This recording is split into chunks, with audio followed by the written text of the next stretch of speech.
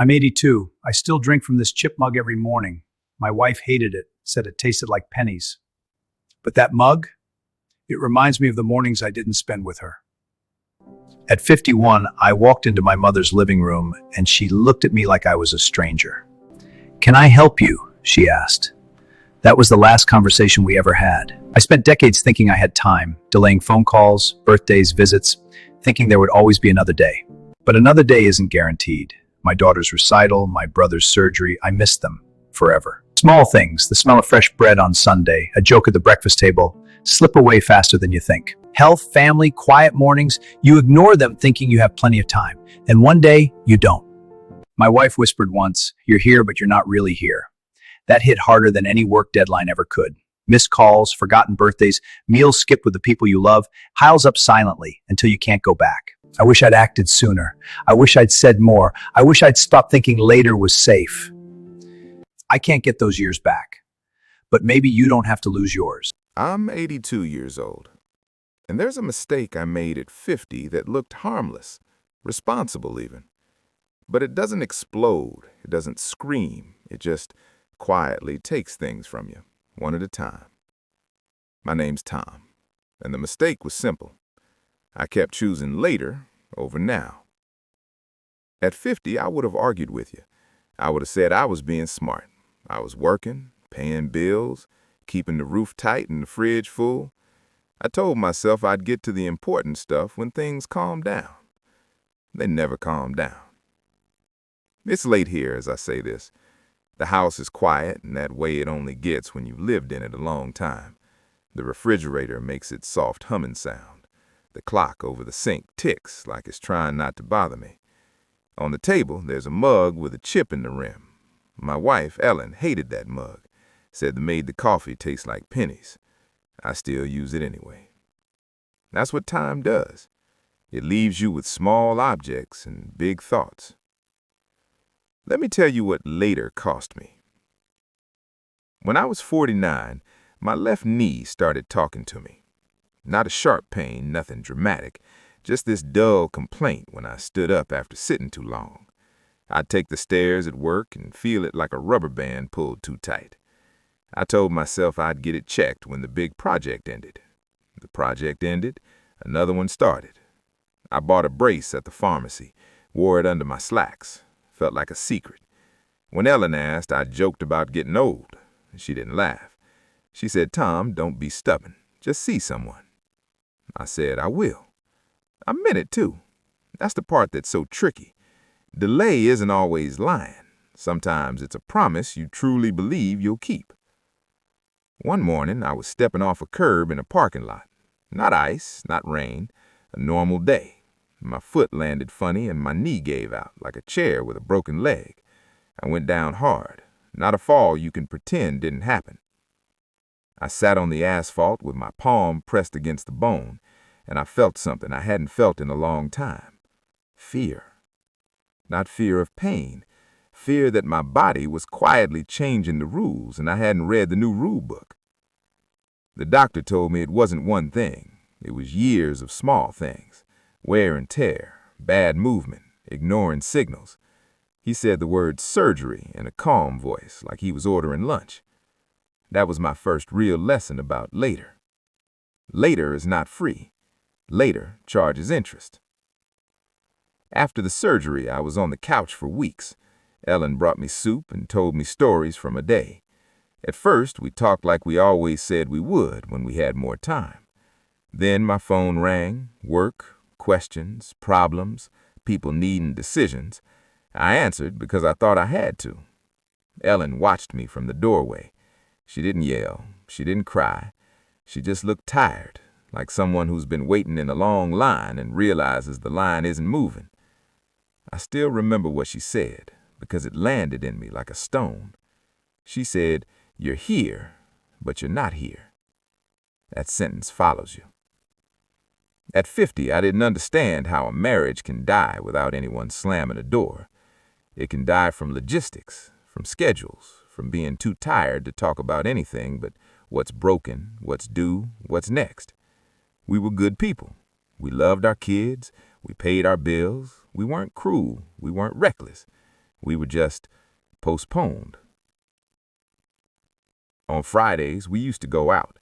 Early in our marriage, we'd eat at some cheap place, split dessert, and laugh at nothing. By my early 50s, Friday nights were catch-up nights. Catch up on laundry, catch up on email, catch up on sleep, catch up on everything except each other. I told myself it was a season, that when the kids were fully launched, when work eased up, when my knee healed, when things settled, we'd find our way back. But here's something you learn when you're 82. A season can become a decade if you don't interrupt it, and a decade becomes your life. There's another thing later stole from me, and this one hurts to say out loud. It stole my mother's voice. When I was 51, my mother was still alive. She lived 40 minutes away. She made meatloaf the same way she always did, and kept a bowl of hard candy by her chair like she was guarding it. She had stories, real stories, about my father when he was young, about growing up with nothing, about small moments that explained who I was before I even existed. And I kept meaning to ask. I kept meaning to sit down and say, "Tell me about when you were 20. But every visit turned into errands, fixing a door hinge, moving a box, checking her mail, helping with insurance papers, useful things. I thought I was being a good son. Then, one day, I walked into a living room and she looked at me like I was a neighbor. She smiled, polite, pleasant, and she said, "Can I help you?" Her eyes were kind, but they weren't recognizing eyes. It felt like stepping into the wrong house by accident, like the world was slightly off center. I sat down across from her and tried to laugh it away. I said my name. I said it again. I told her who I was. For a moment, I saw her struggle, like a person reaching into a drawer for something they know is there but can't find. Then her face smoothed out, she patted my hand, the way you pat a child, and she said, "Well, you seem nice." There are moments that split your life into before and after. That was one of mine. All those eventually conversations became impossible overnight, not because she died, because the part of her that held the stories was already leaving. I went home that day and stood in the kitchen staring at nothing, and Ellen asked what happened. I didn't answer right away. I couldn't, because the truth was ugly. I'd been waiting for the perfect moment to ask my mother about her life, and the perfect moment doesn't exist. There's only the moment you take. At 50, I thought I had time to be careful. At 82, I can tell you, time is not careful with you. Now I want to tell you about Jack. Jack was a friend from work. We weren't best friends, but we were the kind of friends who could sit in a car together for an hour and not feel awkward. We'd go to lunch once in a while, talk about our kids, complain about the same managers, laugh at the same old jokes.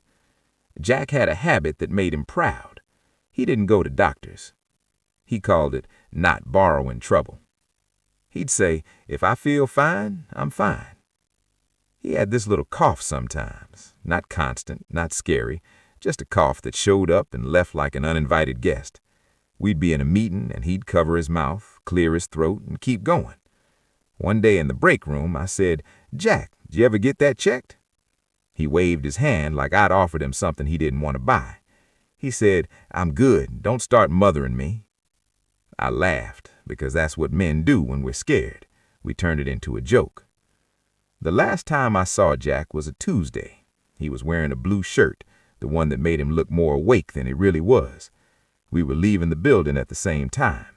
He said he was headed home early. Just tired, he said. "I'll be back tomorrow." 2 weeks later, I went to his funeral. I'm not going to dress it up. It was cancer. It had been there a while, long enough to make plans, long enough to spread, long enough to become a problem no one could solve. At the funeral, people said things like, "He didn't even know."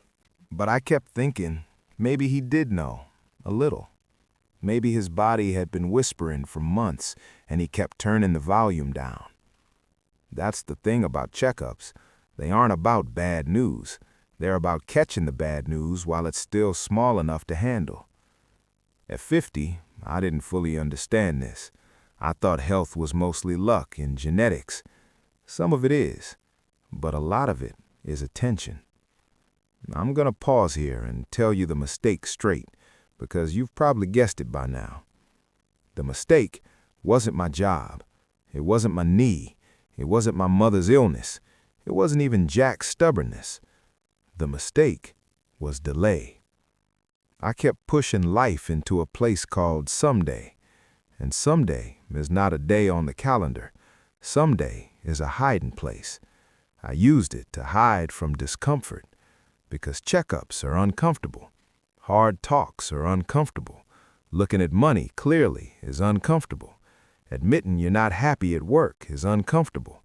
Saying I love you out loud if you weren't raised that way can feel uncomfortable. So I delayed. And while I delayed, life kept moving forward without me. Let me tell you something that surprises people when I say it. The worst cost of delay isn't what happens to your body. It's what happens to your relationships. Because your body can sometimes be fixed. A knee can be replaced. A heart can be stented.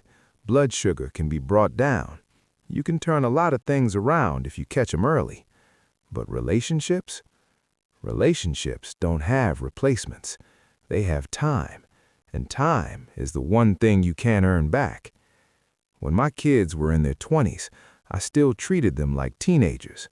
I didn't mean to. It was just habit. They'd tell me a problem, and I'd start solving. I'd give advice like I was handing out instructions for a machine. My son, Chris, once called me about money. He'd made a mistake. Nothing criminal, nothing insane. Just a young man trying to act grown and getting humbled by a number on a statement. He said, "Dad, I don't know what to do." And I went into lecture mode. I talked for 10 minutes straight.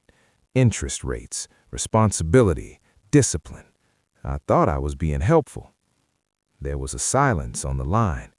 Then he said, very quietly, "Okay, thanks." And we got off the phone. Later that night, Ellen said, "Did you ask him how he felt?" I said, "He needs a plan, not feelings." She looked at me in a way that told me I'd missed the point completely. She said, he needed his father, not his supervisor. That was another sentence that stuck.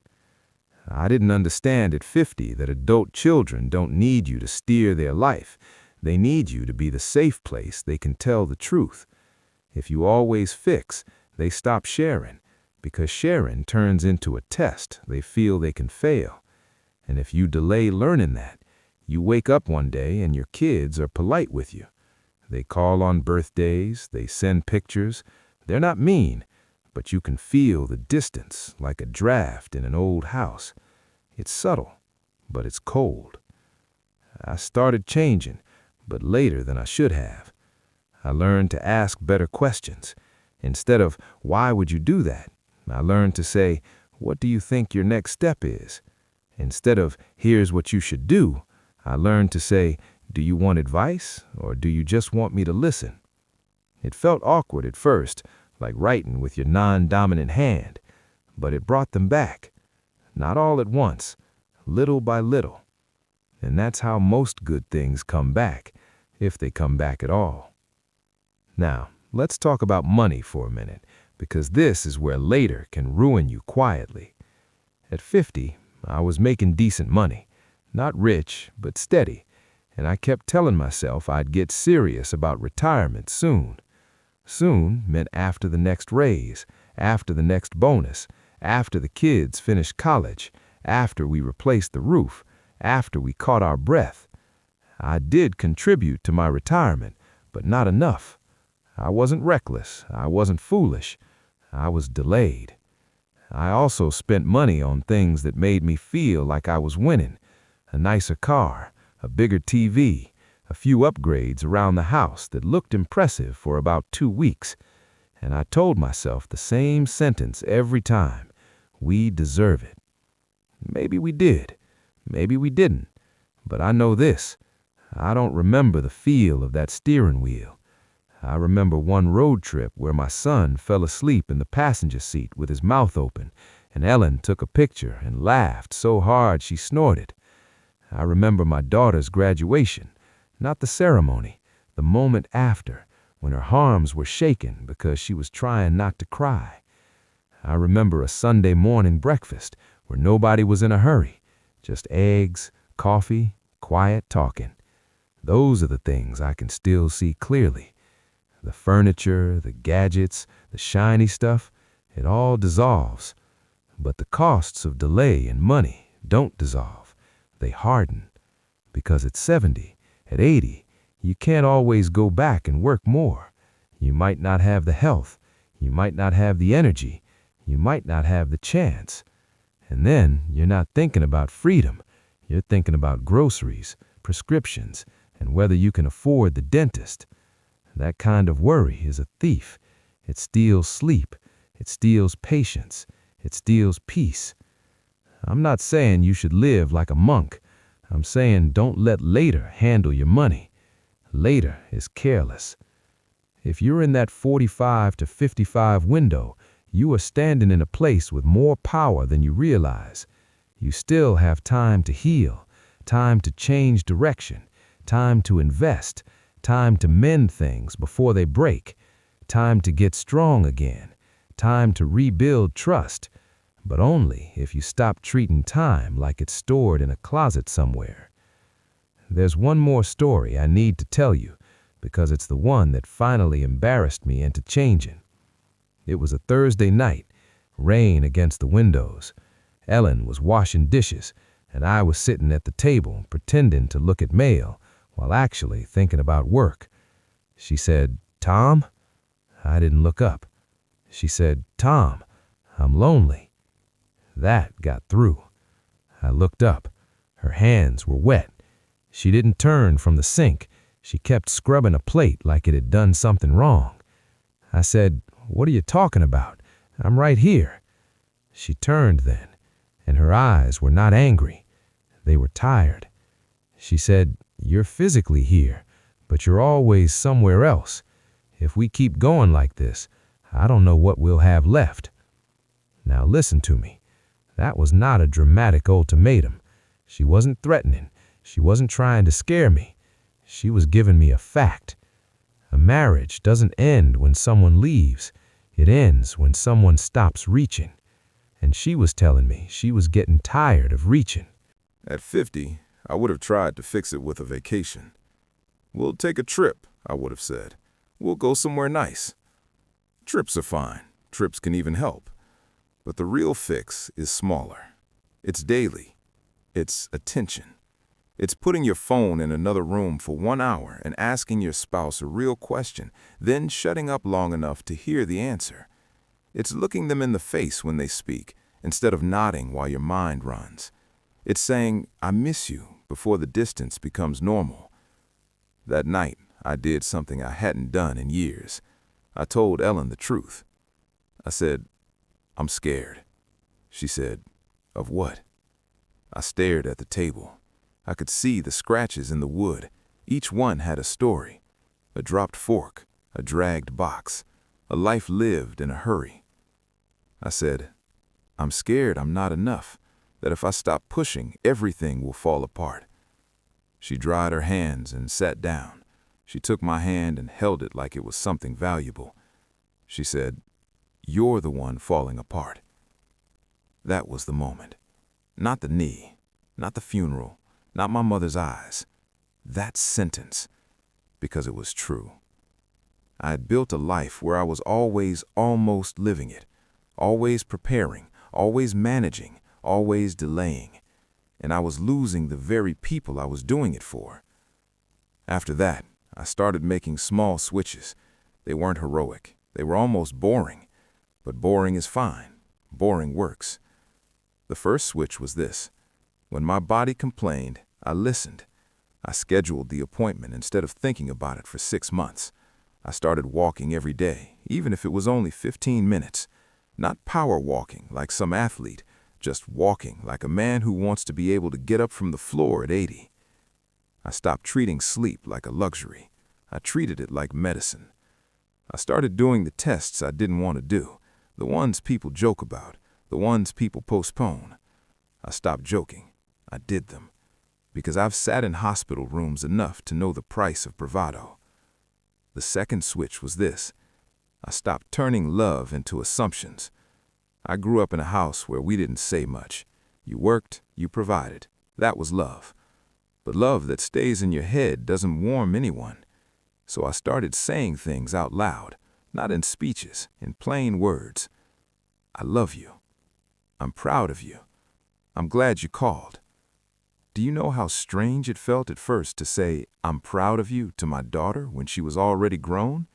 It felt like trying on someone else's coat. But her face changed when I said it, like something unclenched in her. I had been withholding water from a plant and calling it strength. The third switch was this. I stopped letting relationships run on leftover time. Leftover time is where good things go to die. So I made one night a week for Ellen. Not fancy. Sometimes we just drove and got coffee and sat in the car like teenagers. No phones, no news, just talking. At first it was awkward. We had gotten out of practice. We had become efficient. But after a few weeks, the stories came back. The laughter came back. The feeling of being on the same team came back. If you're listening and you're thinking, I can't do that, I'm too busy. I understand. I told myself that for years. But here's the uncomfortable truth. You will be busy later, too. Busy is not the problem. Priority is the problem. The fourth switch was money, and I wish I'd done it earlier. I stopped guessing. I sat down and looked at the numbers, all of them, the boring ones, the ones that make you swallow hard. What we had, what we owed, what we spent, what we saved, what our future would likely cost. Then I made it simple. Automatic saving. Not a huge amount that makes you feel noble for a week and then you quit. A steady amount I could keep. I cut a few things that didn't matter, quietly, no drama. And I paid attention to fees because fees are like termites. They don't roar, they eat. I'm not a financial genius. I'm a man who learned late that clarity is kinder than hope. Hope is nice, but hope is not a plan. The fifth switch might be the most important. I stopped waiting to have hard conversations until I felt ready. You don't get ready. You get honest. I called my brother. We had been mad at each other over something that, if I tell you now, will sound like nothing. It was pride. It was ego. It was keeping score. I had practiced my speech in my head for years, like I was preparing for a courtroom. When I finally called, do you know what I said? I said, I don't want to waste any more time. There was a long pause. Then his voice got soft. He said, me neither.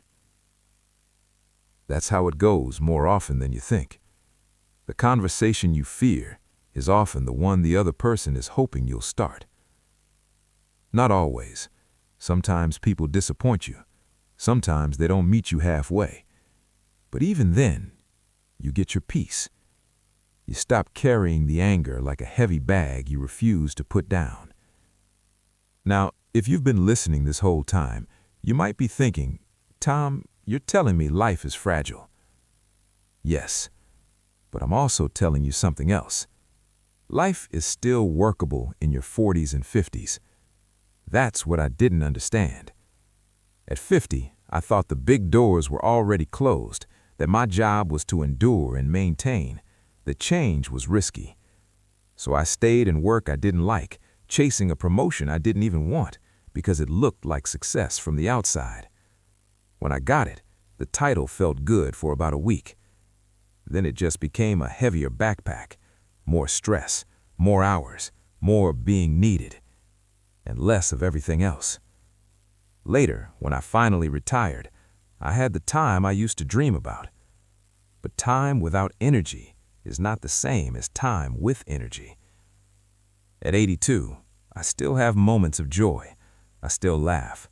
I still enjoy coffee and a good morning light coming through the blinds. But I don't have the same body I had at 50. I don't have the same stamina. I don't have the same margin. That is the word I want to hand you if I can. margin. Between 45 and 55, you still have margin. You can recover from a hard week.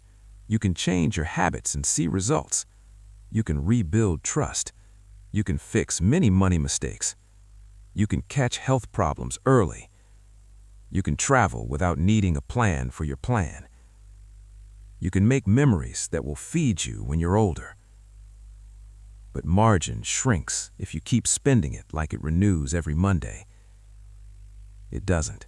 I want to tell you what I would do if I woke up tomorrow and I was 50 again. Not in a list, just as a man talking to you, like you're still sitting here across from me with your own mug on the table. If I woke up at 50, the first thing I would do was make 2 calls. I would call my kids, not to check on chores, not to give advice, just to hear their voices. I would ask one question and mean it. How are you, really? Then I would shut my mouth and listen, even if their answer was messy, even if it made me uncomfortable. Because closeness isn't built by perfect conversations. It's built by honest ones. The second call would be to my doctor, not because I love doctors, I don't. I would call because I've seen what happens when you wait until pain forces you. I would do the tests I've been putting off. I would handle the boring health things while they're still boring. I would treat my body like the only vehicle I'm ever going to own, because it is. Then I would look at my calendar, and I would put 1 evening a week on it for my marriage, like it was an appointment with someone important, because it is. And I would protect it from work the way I used to protect work from everything else. If Ellen were still here at my table at 50, I would tell her what I didn't say enough. I choose you. I'm here. I'm listening. Not once a year, not on anniversaries, often. Then I would take a hard look at money, and I would stop pretending I'll figure it out later. I would simplify. Automatic saving, simple investing, reasonable insurance, a plan that doesn't depend on perfect markets and perfect health. I would spend less on things that need dusting and more on experiences that leave a mark on your mind. But I would not spend like tomorrow is guaranteed, because it isn't. And then I would do one thing that sounds small but changes everything. I would stop saying the word someday. I would catch myself every time it tried to come out of my mouth. Someday I'll call. Someday I'll go. Someday I'll start. Someday I'll fix it. Someday I'll forgive. Someday I'll take care of myself. I would replace it with a real day. Tuesday, this weekend, before the month ends, in the next 24 hours. Because when you give your brain a real day, it starts solving. When you give it someday, it goes back to sleep. Maybe you're 47, maybe you're 52, maybe you're 60 and you feel like you missed your chance. You didn't. But you do have to stop feeding the part of you that delays. Delay feels safe because it avoids discomfort today, but it creates pain tomorrow that you might not be able to undo. If you take nothing else from this old man at his kitchen table, take this. Small delays become permanent losses. Not always, but often enough that you shouldn't gamble on it. Call the person you keep meaning to call while they can still answer in their own voice. Make the appointment while the problem is still small and simple. Say the words you've been keeping inside while you still have time to say them face to face. Look at your money clearly while you still have time to adjust. Go on the trip while your knees still let you walk the streets without thinking about every step. And if there's a conversation you've been avoiding, the one you keep rehearsing in your head, start it gently. Not later. Now. Because one day you will wake up and the house will be quiet, and you will hear a clock ticking, and you will realize time didn't stop and wait for you to feel ready. It just kept moving. I'm 82, and I can tell you this with no drama. This life is not a practice run, and the bill for later always comes due. Don't pay it with your health. Don't pay it with your marriage. Don't pay it with your parents' stories. Don't pay it with your children's distance. Don't pay it with a retirement filled with worry. Pay it now, while the cost is still small, while you still have margin. Not to prove it, not to feed other people's plans, not to become a walking wallet. Stay invisible, stay plain, stay calm. We're comfortable, but watching our pennies. Then take another bite of lunch and let them talk about something else.